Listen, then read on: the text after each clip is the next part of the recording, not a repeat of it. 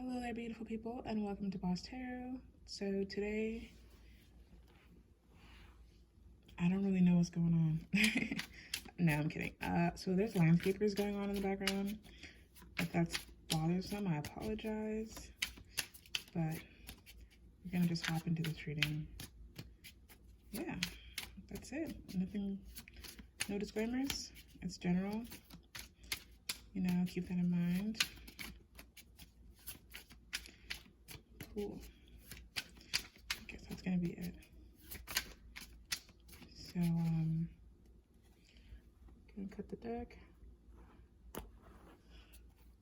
shuffle through it 3 times, and then we're gonna get into this reading. Or not, because some cards have decided to already start flipping out. So we got the Nine of Swords. When I was doing the pre-shuffle, a lot of Swords energy kept coming out, and the Three of Pentacles. Okay. And then we've got Temperance here at the bottom of the deck. And that's all that I'm gonna get out of that deck. But yeah, let's come on over here into this Nine of Swords energy. So one thing that's definitely popping out to me right now on this card, which I don't think I usually pay too much mind to or attention to or notice even, is the black cat here at the bottom of the corner.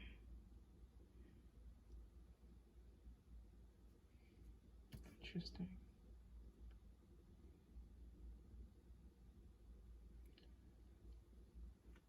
So this is a message for those of you that are in separation. I guess I should have started with that, right? Okay, but for those of you that are in separation from your divine masculine or your twin flame, go ahead and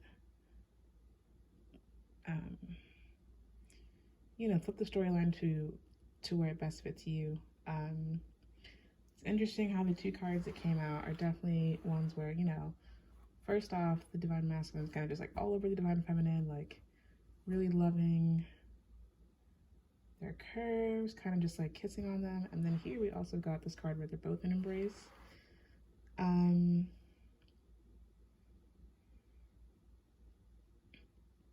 Yeah, so I don't really work with the sexual tarot deck a lot, because even when I'm not using it, like the sexual messages will come out pretty strong.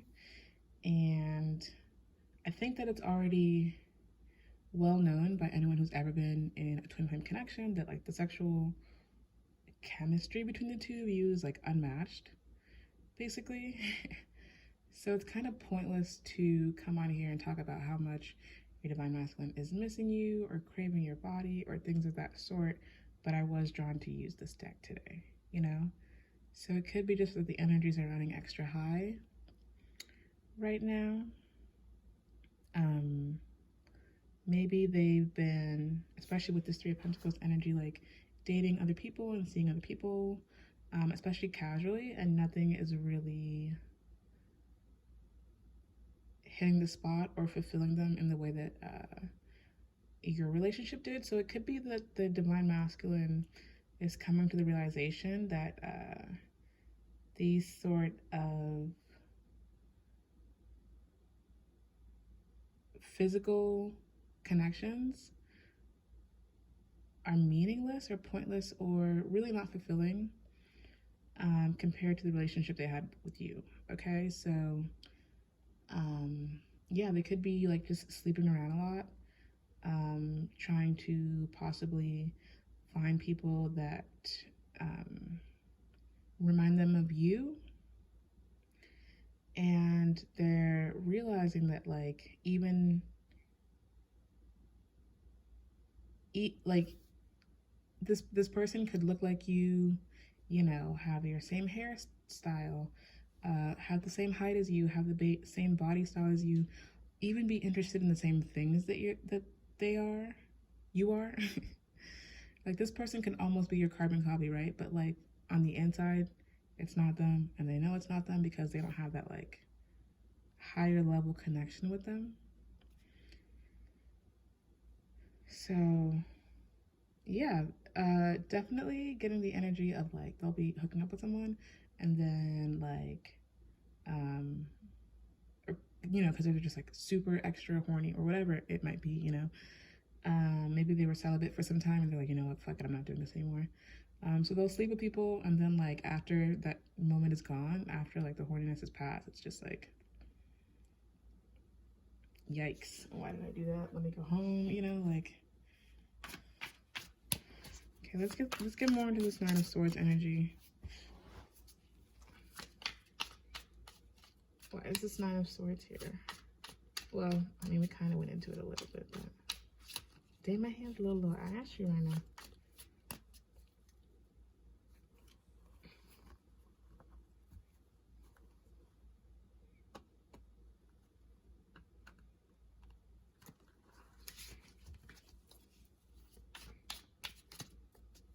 So yeah, some of your divine masculines are really over like meaningless sex, or they're really no longer interested in strictly physical relationships. Dang, that's not at all what I was expecting. Okay, so yeah, some of your divine masculines are kind of over these like just hooking up with people because like it's just not fulfilling. And when they met you or started dating you or sleeping with you or whatever the situation between the two of you was, they probably were very heavy in that energy of just wanted to have sexual relations with people, like not really interested in having a commitment or anything of that sort. And so that could have been one of the reasons why things didn't really work out between the two of you. They were just like not in that energy at all. But it looks like things have changed a lot. Like things are very, very different. Okay. So clarifying the Nine of Swords, which is really strange, is Strength, the Sun, and the Ten of Cups. So traditionally the Nine of Swords is all about sleeplessness, no, not sleeplessness, but like being incredibly stressed out. Give me a second, I'm gonna look up the traditional meaning. What language is this? Chalices. What the hell is a copa? Oh, that's the Spanish part.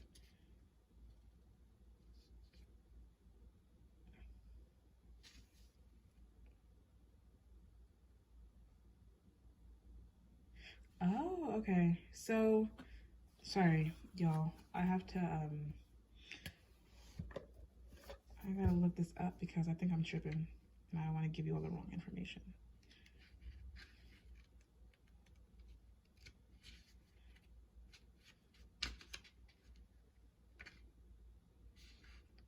Okay, the Nine of Swords, traditionally, yeah, it is. So you can't sleep because, oh yeah, sleeplessness because you're just consumed with like the stress of your everyday life. So anxiety, despair, and this like feeling of doom. So you could be going through something like really, really difficult, okay, like being scared or anxious, right? So that's what the Nine of Cups traditionally means. Nine of Cups, excuse me. Nine of Pentacles. Oh my goodness. That's what the Nine of Swords typically means, right? In traditional tarot. But the Nine of Swords in the sexual tarot deck is kind of about like taking time apart or being in separation from someone for some time, and that time apart making you realize basically how important someone is to you, how much they mean to you.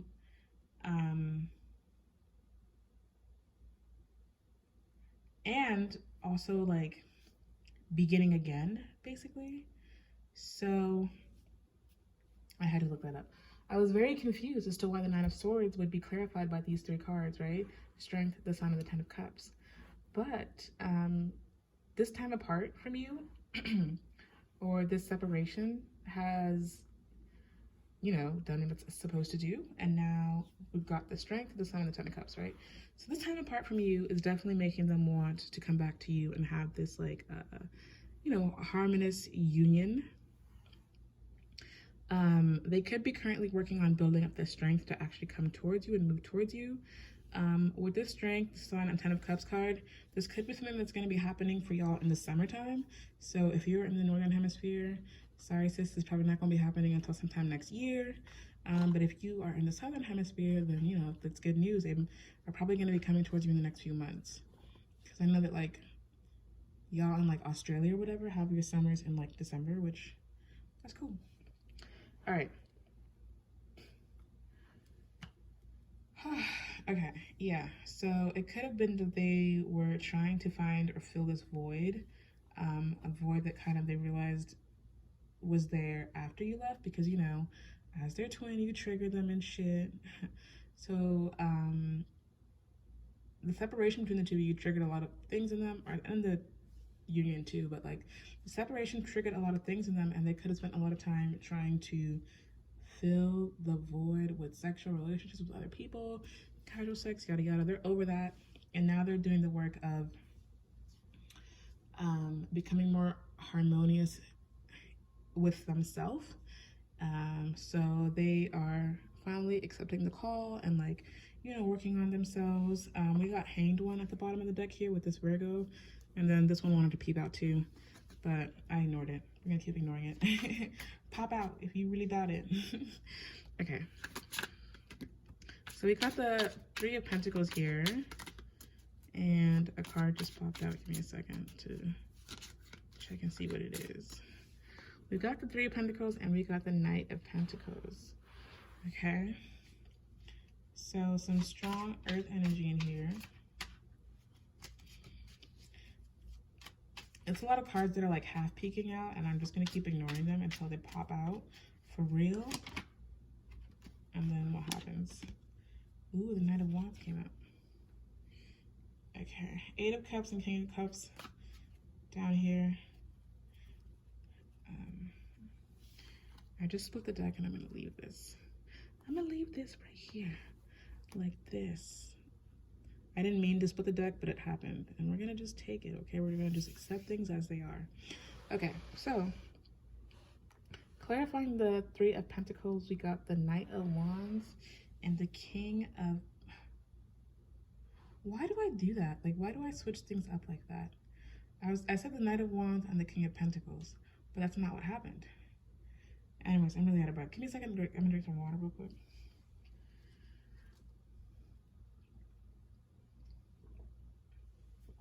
Okay, so anyways, so we got the King of Wands and the Knight of Pentacles. We know whom the King of Wands is. You know, they've got that strong, passionate energy.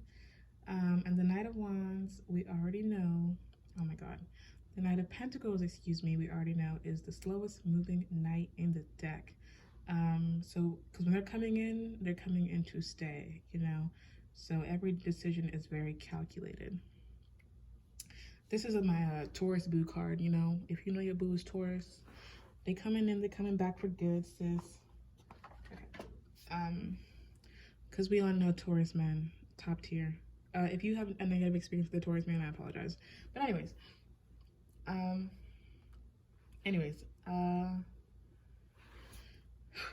King of Wands and Knight of Pentacles. So yeah, there definitely could be more inner turmoil for them around moving towards you, like rushing in or coming in slowly.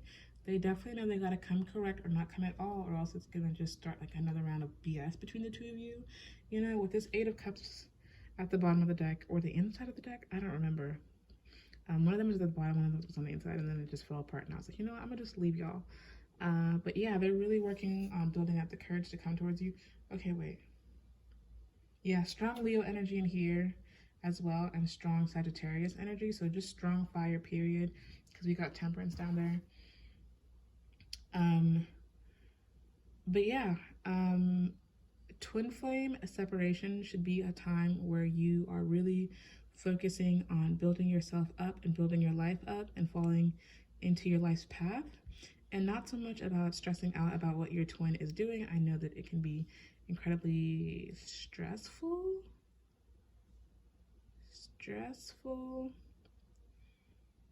difficult. to not, but you need to work up the strength to do so. Okay, so yeah, bettering yourself, bettering your life in terms of your mind, body, soul, finding balance, you know. I'm gonna go ahead and end this with a Moonology Oracle card.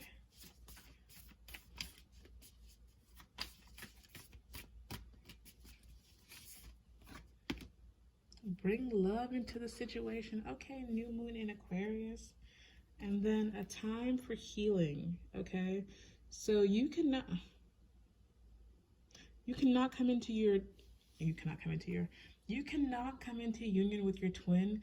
It will not happen until you've done the inner work. It's just not gonna happen. You're just gonna continue to repulse each other. Sorry, that's just the reality of the situation. You need to do the inner work, and they also need to do the inner work. And until both of you do so, it's not gonna happen. Okay, so now is the time for healing. And once you do feel fully healed, or not fully healed, but you feel good, you feel regular, date other people. You don't have to, sleep around or anything like that crazy, but like build emotional connections with other people. That way you can better understand what it is that you want and need in a relationship. When your twin comes back, who knows, you might find another high-level soulmate. For those of you that are just completely anti doing that, that's fair, but do not be sitting around waiting for your twin to come back. Take back control of your life and live it to the fullest. Okay, that's all I have for you today. I'll see you guys in the next one. Don't forget to subscribe. Bye.